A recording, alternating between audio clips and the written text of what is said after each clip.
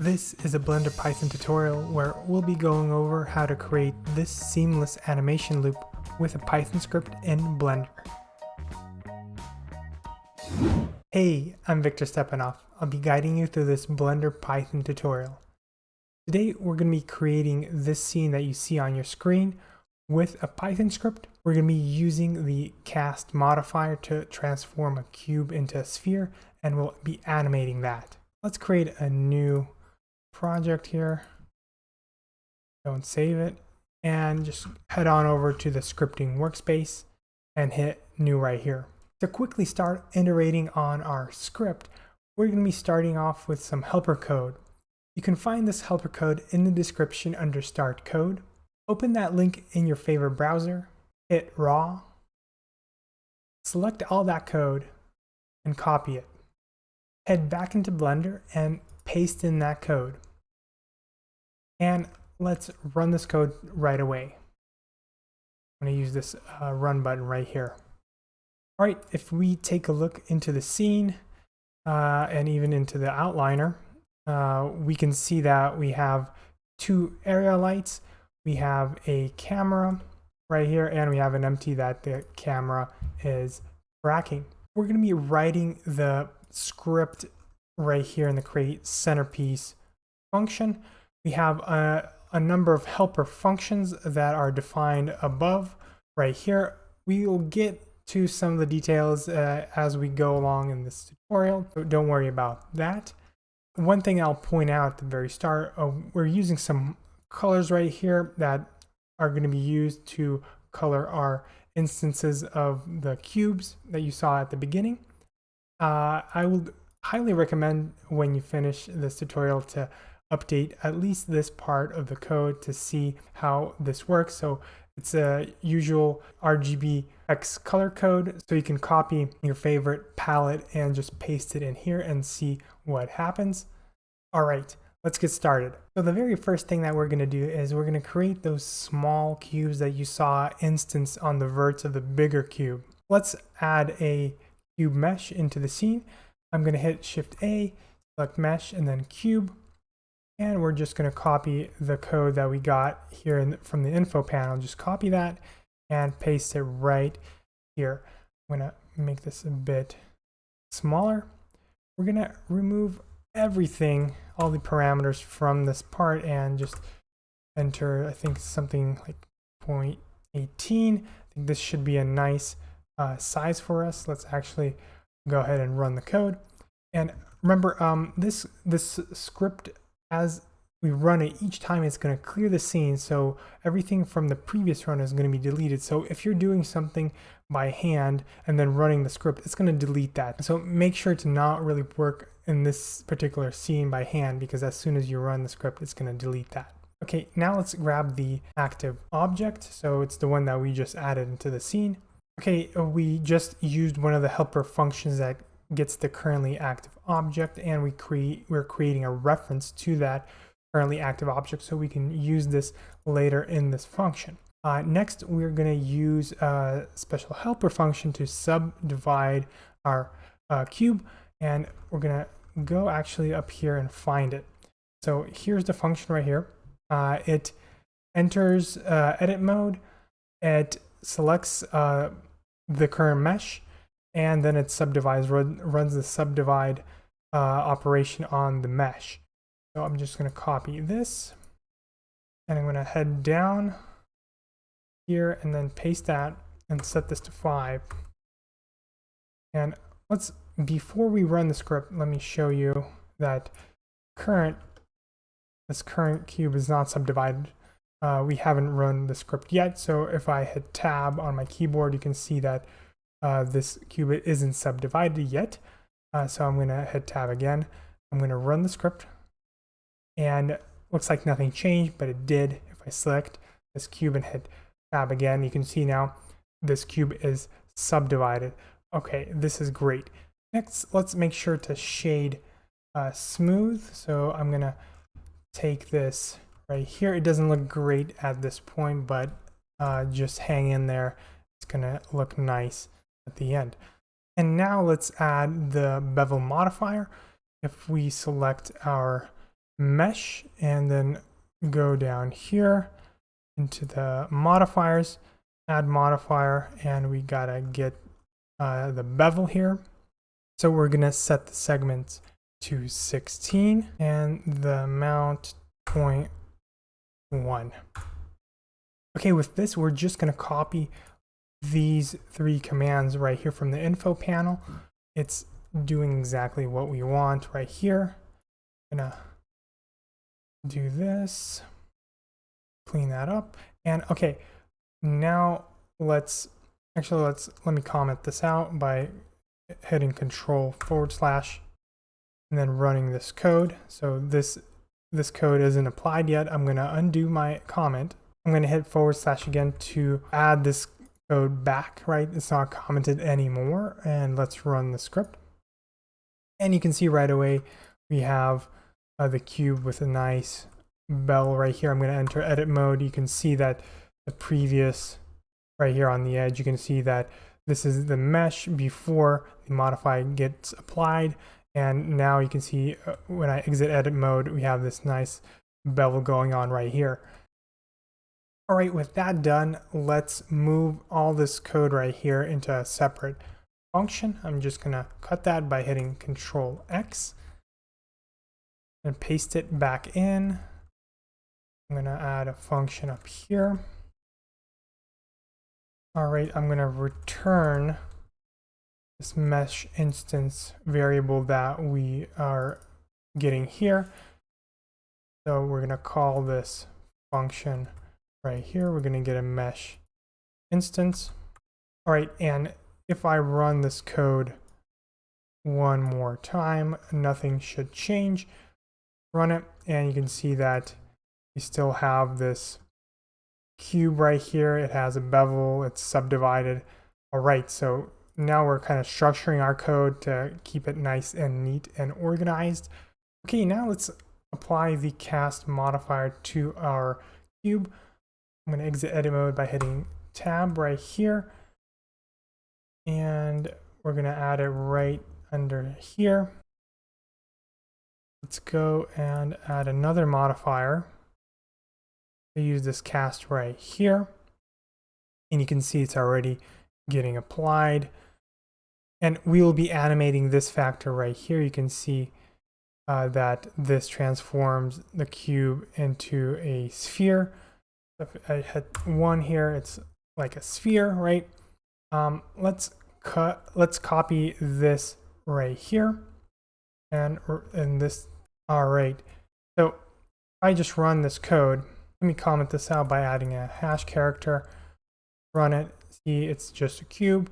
Let's uncomment this and run it, and you can see that's a sphere. It's like the factor right here is getting set to 1, and it automatically kind of turns into a sphere. All right, before we start animating this, let's add a timeline right here.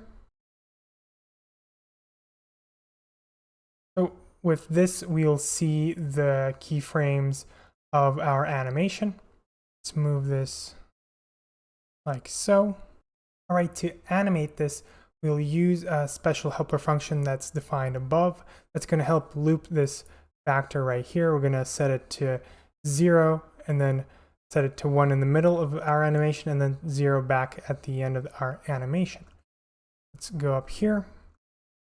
And this is the function that we're going to be using. It might be a bit involved if you're just starting out with Python. Don't worry. The main idea here is that we're inserting keyframes. I have a number of beginner tutorials on inserting keyframes on objects. So this should be pretty familiar here, or just setting the first keyframe, the middle keyframe, and the last keyframe, making sure that at the very end and at the very beginning, the star value will be the same, right? So we want to make it seamless. Basically, this is a nice fancy way of using whatever object that we're passing in as the first argument. You'll see in just a minute how that looks. This is the data path. So in our case, it's going to be the factor, right? Remember, we're changing the factor, and the sphere the cube was transforming into a sphere. And that factor, remember, has a value from 0 to 1, right? We're going to be setting it to 0 and then animating it to a middle value of 1 right here. And right here, we just calculating the middle frame. We're just taking the start frame whenever we want to start. We're going to be starting at frame 1, and we're going to be dividing the loop length. In our case, it's going to be the full animation length, which is right now 90 frames, if I'm not mistaken. Yes, 90.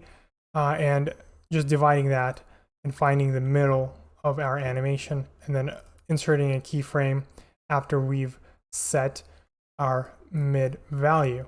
And then if we really wanted to, we could set the extrapolation here, but we're not going to be doing this in this way. We're going to be returning to that in just a minute. So let's just copy this right here and then go down, and then I'm going to make some room here. I'm just going to update this so it's a bit more readable. Every parameter on each line. It will, by the way, run without this, without you doing this, so it's just more for readability's sake. So I don't want any of the linear extrapolation. The loop length is going to be our frame count. So this frame count, just a slight tangent right here. We're using the context dictionary that we're passing in right here.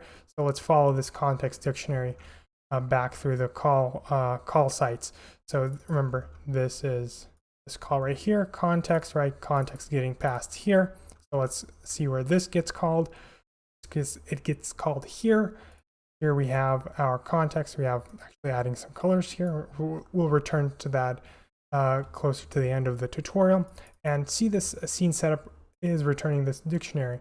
So if we look where this is at the top of our script, okay, scene setup, you can see we're setting the FPS and we're setting the loop seconds. Right now it's 3 seconds long, and we're calculating the number of frames in our animation. So we're just multiplying these two variables. And then let's go at the very bottom of the scene setup.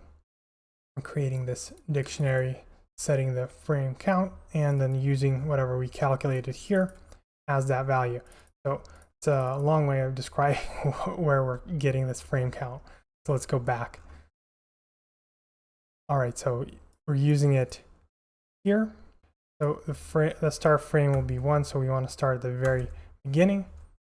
Middle value is going to be 1. The start value is going to be 0.01. There are some artifacts when I was working on this. If you just use 0, I'm just going to use 0.01. It's barely noticeable, or actually it's not even noticeable. So I'm just going to use that. And so the data path. So this is the interesting part. If you have seen my other tutorials where we're looking for what we're going to be animating, in this case, we're going to be using this factor. So we're gonna turn this into a text or a string. So I'm just gonna put the quotes on and making it a string, and then we're gonna use this right here, like so. We can actually replace this right here with our mesh instance variable, because this is exactly the same thing. At this point, we don't need this. I'm gonna delete that. Gonna clean that up, and let's run the script and see what happens. All right, it looks like the script ran without any errors. Let's select our cube, and you can see right away that we have some keyframes set right here. And let's play our animation. I'm gonna hit face over the 3D viewport, and look at that. Our cube is transforming into a sphere just as we want it to. All right. Next, we're gonna create a new function using this code right here. I'm just gonna go up here and create a new function called cast a sphere animation loop. And let's copy this code right here, paste it in, passing in the context. So let's just copy this call and call it right here. Let's make sure that everything runs. Oops. And yeah, we need to pass this in. Remember, we're using the mesh instance right here. So let's just rename it to mesh object and make it more general. So let's pass in mesh instance right here. Remember, you don't need to have the same name for the parameters, right? So up here we're using mesh object in the function. Here we're passing in mesh instance. Doesn't really matter. It's referencing to the same object. All right, think this should work. All right, yeah, that works. Let's play the animation. Yes, the animation still is working. Awesome. Before I show you the next step of applying the elastic interpolation to all the keyframe points, I want to open up the graph editor. We'll drag this up from here. Open the graph editor. Let's move this. So let's hide that. View, then frame all. And you can see that you can drag this and you can see how this transforms. See the value of the factor changing from 0 to 1 and back to 0, right? So really nice, nice bell curve right here. And we want to update this and make it look elastic, like it's like rubbery, right? And to do that, I'm going to go up here and define a new function right away. So I'm not going to be first writing the code in the cast to sphere animation. All right, let's take a closer look at what I've written here. So I'm naming this set keyframe point interpolation to elastic, very long function name. I'm actually on the fence of like really using this long name, but it reads relatively nicely. So if you have a better idea, leave comment how we should name this. Okay, inside here we're passing in the mesh object. That mesh object has animation data. In that animation data we have actions and F curves, and in particular we're going to be looping through all the F curves, and each F curve has keyframe points, and then we're going to use that loop through all those keyframe points and then set the interpolation to elastic and the easing to auto. We'll see what this does in just a second. I'm going to copy this. I'm going to paste it right here. So I'm pasting it in this cast to sphere animation loop. And watch what happens after I run the script. I'm going to select cube and look at that. Now you can see this is a quite different change from what it was, and you can see this on the loop as well. So I'm going to press space, hovering over this 3D viewport, and you can see that it's kind of bouncing, right? It's like a bouncing animation, and you can take a better look in the graph editor, right? How this looks. Make it bigger.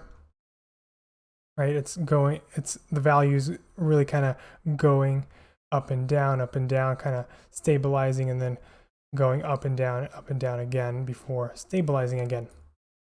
All right, let's hide this graph editor. We won't need it. Okay, next, let's create our primary mesh that's going to be instancing these cubes on its verts. So I'm going to go down here. I'm going to just copy this. Going to be a relatively similar function, but with some changes. So we want to update the name. We're going to call it create primary mesh.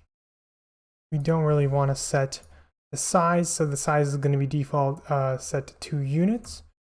We're going to rename this just object. We're not going to shade it smooth. We need to update this call sign, right, since we have a different variable name, and we won't be giving a bevel to this cube. All right, return that. Let's call it in the create centerpiece function, like so. Okay, let's see if this runs, and look at that, it runs.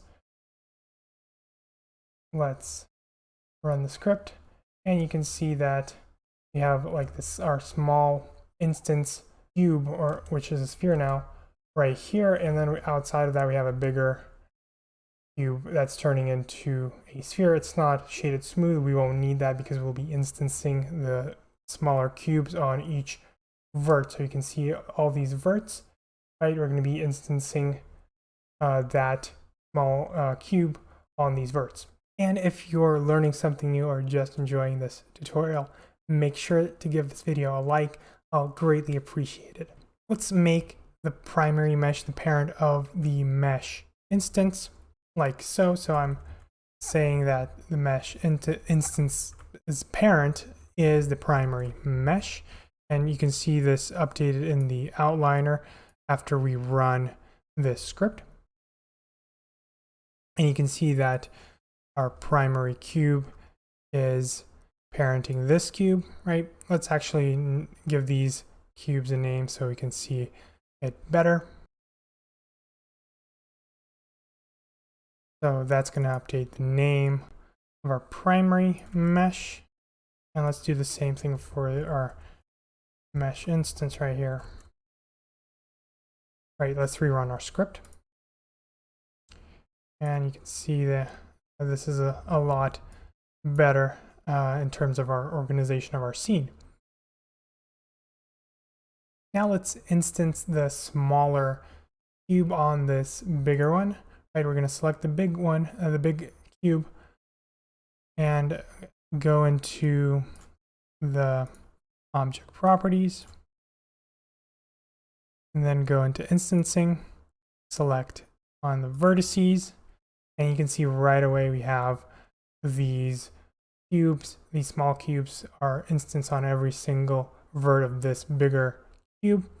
We're going to remove the show the instancer on in the viewport and in the render, so we don't see that. So you can see now it's see-through, right? You can see.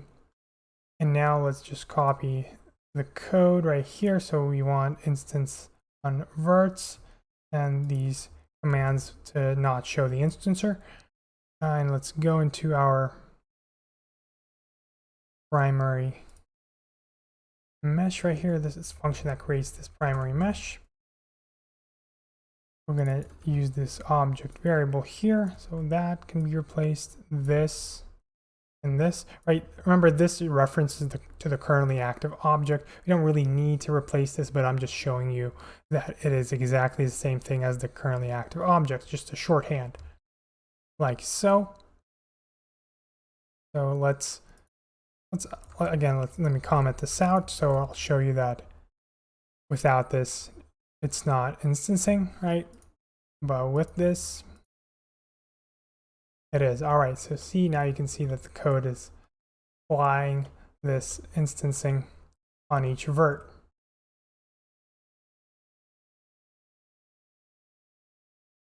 Okay, I had control space to get into this full screen view. I'm going to hit control space again to get back. Okay, now we have one more thing to do, is apply the material, right?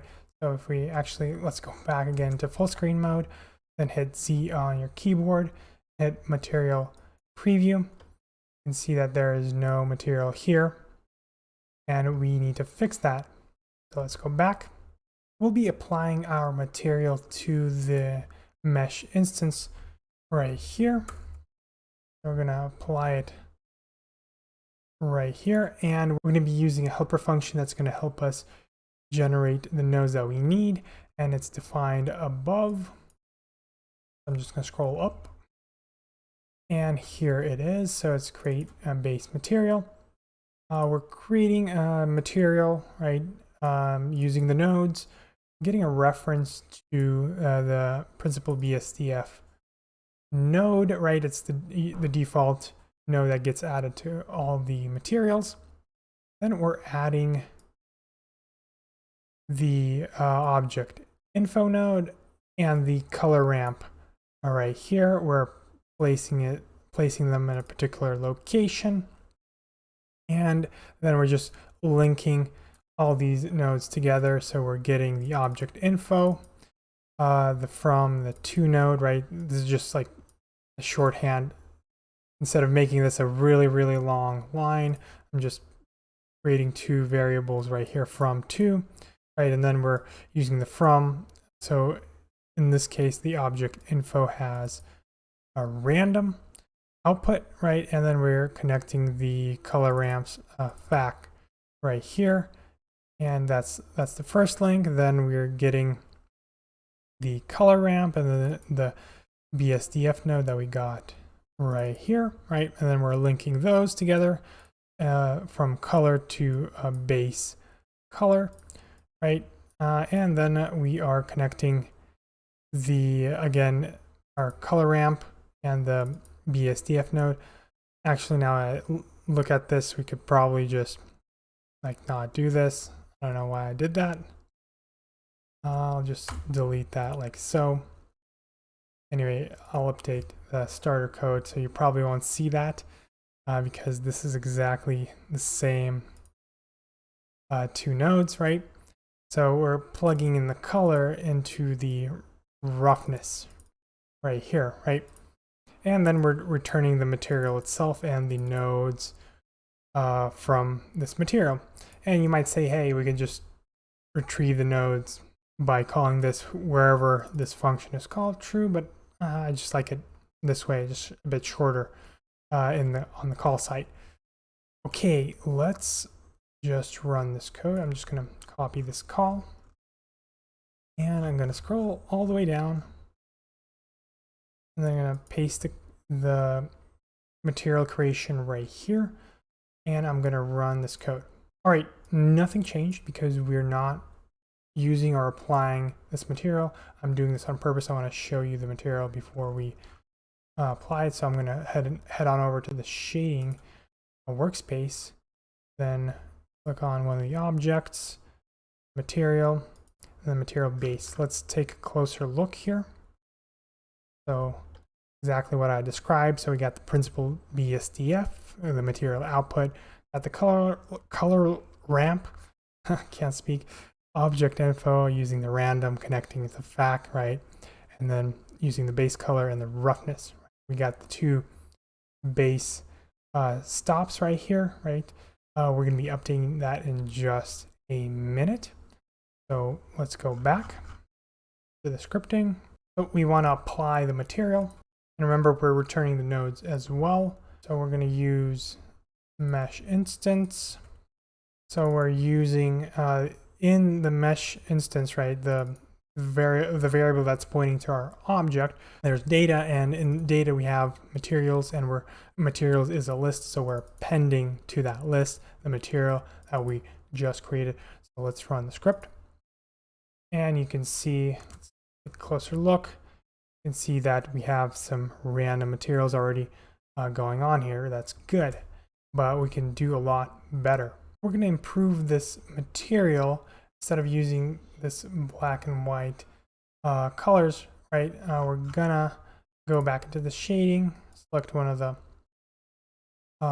instances, again hit the material. So you can add new stops to the color ramp and then set color, right? So we can update this, right, and then hit a new stop and then update that color, right? So we're going to do this, but with Python, and it's going to be based on the number of colors that we provide. So it's going to update the color, the function that we're going to see in just a second. It's going to update this color ramp by adding the stops that we need from a list of colors, and then applying these colors to each one of the stops. So let's see how that looks. It's going to be a helper function defined. Again, for the sake of time, I'm just defining it up here and just giving you some comments. So the make color ramp stops from colors. So we're passing in the color ramp node, right? That's why, remember, we are returning the nodes from our function. and then we're passing in a list of colors that Blender understands, and we are getting the length of the color list, right? So the number of colors that this list has. We're making sure that there's more than one color, so that there's at least 2 colors. We're calculating the steps, so remember the spacing in between each step. So depending on the number of colors we have, we need to calculate the number of like the position update for each one of those steps. And now next we just add new steps. So this is a for loop that adds new steps at a current position. So we calculated the step, and notice that we're applying the current position right away. We're using the step right away, and we're also subtracting 2 right here. This is because that the color ramp already comes with 2 stops. Remember, there's one at the beginning and at the end of the color ramp, and this is exactly why we're accounting for it. Again, maybe I wrote in a comment here to remind myself and others who ever read this, like why we're doing that. Then we're finally using loop right here. We're enumerating, so this enumerate just allows us to use this I variable. It goes from 0 to whatever the length of our colors are minus 1, right? So if we have 5 colors, it's going to go from 0 to 4, and we're just remember we're adding new elements, new stops, right? Maybe this should have been named stops from the Blender API point of view, but again, this is probably because it's like a list or an array. But anyway, going off track here. Anyway, we have these stops or elements, and we're using this index, and we're setting the color that Blender understands. Remember, right here. All right, so let's copy this call. Let's go down where we're supposed to add it. So we're going to use the nodes. So the nodes has the color ramp node, and that node has color ramp inside of it. Basically, the node has other properties like the name, label, location in the shading graph, and then we have the color ramp itself. Okay, now we need colors, and we're going to use the context for that. And remember, I mentioned this around the middle of the video, that we're adding colors to the context right here, and we're doing it right here. So it's the main function, adding colors right here. So get colors is defined here, where we're defining a number of colors. Again, hex code, RGB color codes, and then we're using a special function that converts each one of these colors from a string, so a piece of text that Blender does not understand, but we understand, and it converts it into an RGBA value from a 0 to 1 with this function. This is a fancy way of writing a loop, so you can rewrite this code right here like so. This is called list comprehension. You can look into that if you're interested. So basically, this code right here creates another list like this, but it has the colors in the format that Blender understands. Also, I created a video going into depth how this function works, so if you're interested, check that out. And this function is also defined above in the helper function section. Right, a really long tangent, Victor. Let's get going. All right, let's run the script. So remember, going back to the shading, we're going to be updating this as soon as the script runs. This is going to be updated. Scripting, and let's run our script. Oops, and I made a mistake. I think there is no space right here, so let's run that again. All right, here we go. Look at that. So now we have these colors applied, and you can see that in the material preview, we already have something nice going on. Let's hit Z, rendered. All right, look at that. Yep, that looks nice. All right, let's take a look at the shading workspace. So let's go back. Let's select one of the instance cubes, select the material base, and look at this. We've updated our color ramp to have all these colors right here. So at this point, you can hit render and render animation. It would update, it would output to a location on your hard drive that's defined here. Again, this is also defined in one of the helper functions above. So it's defined right here, as you can see. Just some final comments here of what you can do on your own to really understand this code better. Well, first of all, you can play around with the camera settings, right? That's the camera's location. You can see that camera, I'm going to press 0 on the numpad, and you can see that the lens is really, it's like a wide angle lens. You can play around with that, move the camera around, maybe animate the camera, something to look into.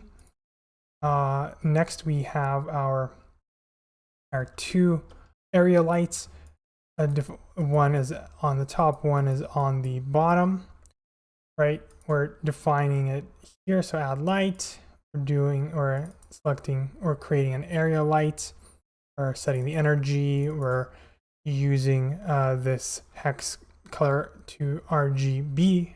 Note this is RGB, not RGBA, right? You need to use just RGB for the colors of a light. And then using the shape disk. Here I'm doing the same thing, but placing it below our main centerpiece. And I'm also using the rotation property. So I'm rotating this on the Y, converting this to radians. So I have some degrees here. So 180 degrees, right? I'm rotating this lamp and setting it like so. So play around with maybe adding lights in other positions. Let's see here. So you can play around with the number of cuts, right? The number of cuts on the primary mesh. That's going to increase or decrease the number of verts in the mesh, right? And you probably, if you are going to update this, you'll need to update the size of the instance mesh. And let's see here. And of course, if the only thing that you do with this code is updating this colors, this is great. Just look up your favorite color palette and update it and see how it will change the whole scene. All right, I hope you enjoyed this tutorial and learned something new. For more tutorials like this, make sure to subscribe. Also check out my other videos for beginners with Blender Python and my other animation tutorials. And I'll see you next time. Thanks for watching.